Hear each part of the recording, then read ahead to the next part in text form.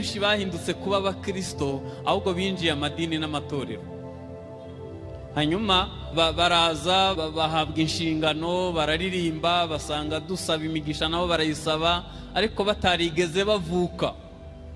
Ntabwo waba umuturage w'ijuru utarigeze wiyandikisha ngo ufate ubwene gihugu, aho Petero avuga ngo mwebweho muri shanga ryera, muri abantu Imana yaronse.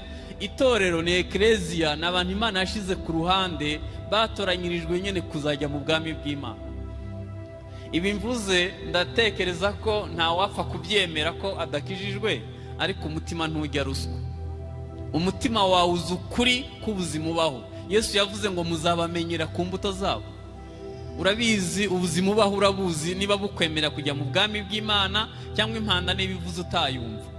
Hari igihe umuntu yinjira itorero agatekereza ko yanahindutse kuba umwana w'Imana. Abantu bari